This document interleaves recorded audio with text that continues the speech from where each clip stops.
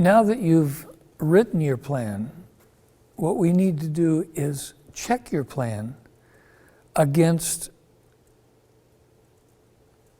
the impact areas, wisdom, physical, social, and spiritual, and you need to make sure that they're all included, and then you need to evaluate your plan on the basis of the criteria, the 10 characteristics. Now, you'll notice in the handout that you printed out, you'll notice under the slide checking the plan that you'll see that this group, they ask themselves, okay, where in our plan are we demonstrating God's concern in wisdom? Well, that's obviously in step 10. That's the seminar content. Where does physical come in? Well, they said it wasn't planned, but it was a possible byproduct if the husbands took to heart what they learned in the seminar and began to demonstrate their love toward their wives. Number 3, spiritual. Well, that was in step 10. It was in the principles of the content of the seminar that was taught. And then social, they felt that they reflected the God's social concerns in steps 6, 9, and 10 with community and church interaction. So in checking their plan, they went back through the plan and they looked to see, okay, where in the plan are we reflecting these 4 areas of God's concern: wisdom, physical, spiritual, and social. And then next we want to check the plan against the 10 characteristics. And so you'll see in your handout where they felt that each of these characteristics was reflected or not reflected in their plan. And then they asked questions about, was it balanced and focused, and was it ongoing? And once they've done that, then they want to go back to the plan and adjust it to fill in as many of the missing elements as they can. Your first pass-through on the plan isn't going to include all of those things. So after you've done the first pass-through, the first writing, you go back and you check your plan against the characteristics, against the long-term impact, against the 4 areas of God's concern, to just see if they're there. So you adjust the plan. And then, when you finish that plan, then you do it. You carry it out. And so our encouragement to you and your group is that you work on the plan together. You go back and check your plan against the things that we've studied during this lesson. And then you do it. But after you do it, be sure you evaluate your plan. And easily missed in the evaluation of the project is that you don't evaluate it at all. You just do it and you think, oh, wow, that's good. That was great. You need to sit down, evaluate what worked, what didn't work, what could you do better next time through. And then when you've done that and you write a report, then you want to do long-range planning. And you look at this slide and you can see that this particular group looked ahead and they thought, okay, what kind of seed projects do we want to do in these 4 areas? And so in the wisdom area, they have 2, spiritual, they have 2, physical, they have 2, social, they do 2. A number of the churches that have learned to do seed projects, they think ahead. Okay, what are we going to do all during the year? If you do 1 a quarter, that would be 4 seed projects during the year. If you do 1 a month, it will be 12 seed projects. And the whole purpose of this is for you and your church to demonstrate God's love in all 4 areas to the community. And then finally, Some seed projects actually grow, and they become larger than a seed project. As we close this session, I want you to watch a video. Let me give you a little background. In this video, there was a young man that was sent to a vision conference by his pastor because the pastor was bivocational and he worked. And it was a small Free Methodist church in a slum in Nairobi. And this young man was a high school graduate, but he was unemployed. So he was sent by the pastor. He said, I can't go to this seminar. Would you go and come back? So when he came back, the pastor said, what did you learn? He said, well, I learned that we're supposed to demonstrate God's love here in our community.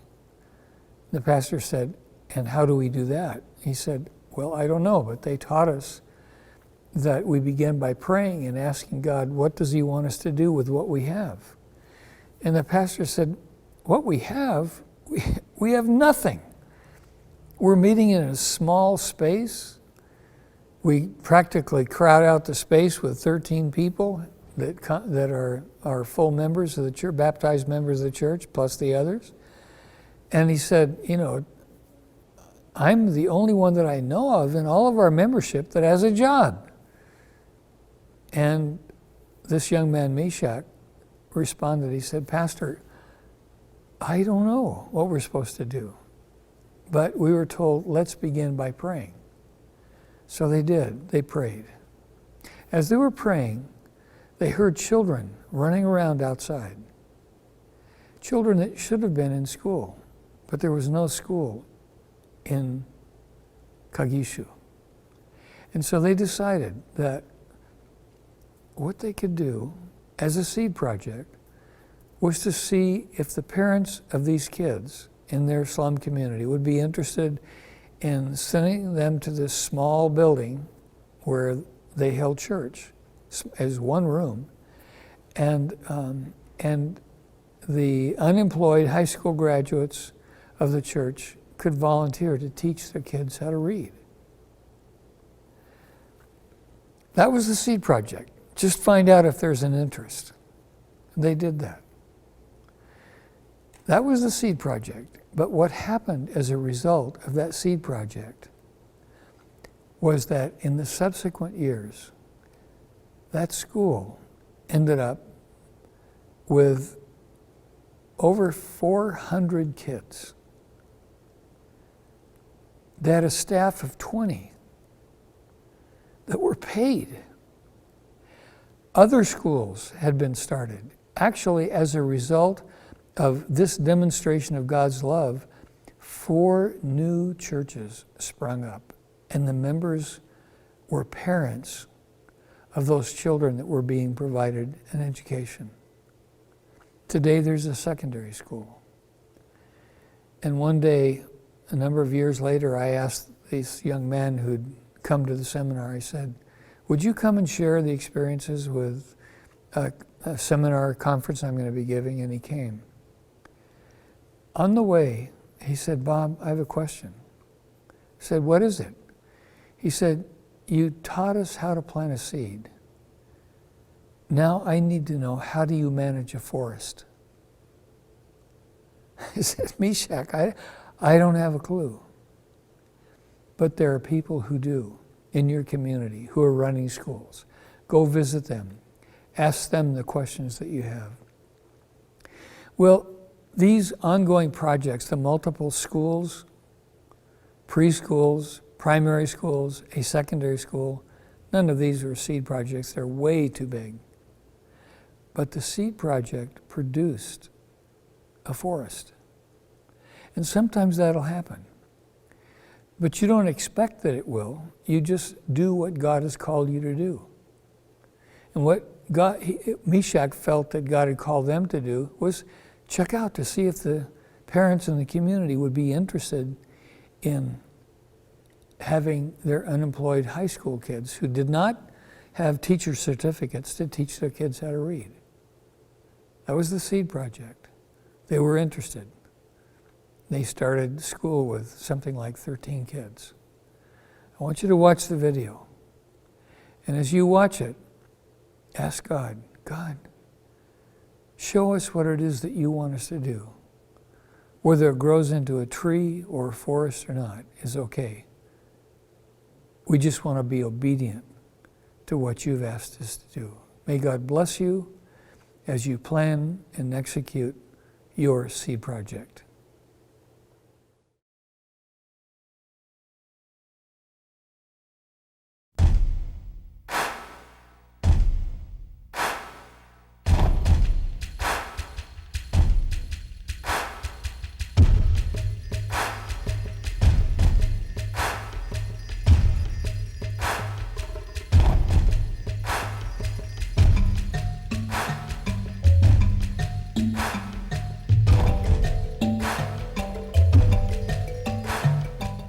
Nairobi, Kenya, Africa.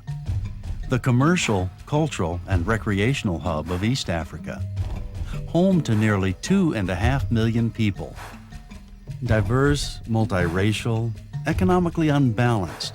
33% of the city's population lives and works in the city. The remaining 2/3 of Nairobi's population live in slums so congested and filthy that even city officials avoid them as often as possible. Virtually all slum residents view themselves as stuck in endless poverty. One of the toughest slums in the city of slums is Kagishu, which means the knife. In 1997, the 15-member congregation asked Meshach to attend a vision conference and report that which he learned. Meshach returned with a new vision of what God can do through believers absolutely committed to showing the love of Jesus Christ in practical, holistic ways. I was a very good Christian before, and I knew I was saved by then. I could tell other people about Jesus. But there's one thing that I had not known, that doing God's will is not optional. I had not known that. So I came to realize from that vision conference that doing God's will is a must. You don't need to do it or to live it, but it's a must. We are requested by God that we should extend His love to other people. Together with Meshach, Pastor Toby, his wife, and Dismas, an elder at the church, began praying about what seed project their church could do to demonstrate God's love in their community. Even though the church was materially poor, they believed in spiritual resources beyond their own physical capabilities. It came after we had a committee of the church, and then we decided that we should choose somebody to attend the seminar.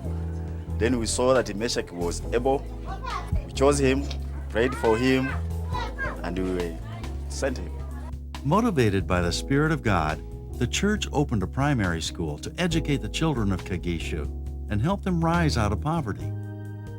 Meeting in one room with no books, no desks, no equipment of any kind, and no training and education, but a belief in God bigger than themselves, the school opened with 13 students. We used the church premises to begin the school. In fact, it was just a room, a single room. And it was in that single room that we placed all these children. As the number increased, we continued to divide the children into groups according to age and what they had learned before. So if you had ever been in class 2, we put you in a given group. If you have ever been in class 3, we put you in a given group. So we had about 4 teachers now. So we had to divide them. One teacher facing west, another one facing east, another one facing north, another one facing south. And we could help those children in that class. We did that for quite some time. Before long, the sacrificial activity of this small church attracted the attention of other Christians in Nairobi and even abroad. Others began to help financially. At the end of the first year, the school had grown to over 200 children and a staff of 10. Today it has over 445 students, 16 teachers, 4 non-teaching staff, more than 200 newly baptized church members, and 4 churches planted in nearby communities. In addition, several businesses now exist because of the church's investment in the school. And Kagishu is becoming a desirable place to live and work. The spirit of residents is becoming so positive that the community has a new name, Ryuta. That means withdrawing something dangerous. We began this school with about 13 children. Right now, the school has grown. We have 445 children. From this school, other schools have come up, and the church is using the schools to minister to other people in the whole country. Other 4 schools have come up, which are being taken care of by the church. But from the work this school has done, the church has really grown. We were just a fellowship by then. The fellowship has grown. It has grown into a local church, from a local church into a parish. So today we can talk of 4 local churches that are in this parish. And we have about 200 members, full members that I can call Free Methodists. Because of God's faithfulness, the little church in Kagisho is now starting a preschool and a secondary school. We prayed first because we believe that unless we pray, there's nothing good that can happen. And therefore believe that when we pray, we have the genuine relationship, communication with God. Now when we pray, we are seeing things are coming to be easy. Because at times you have challenges, problems here and there.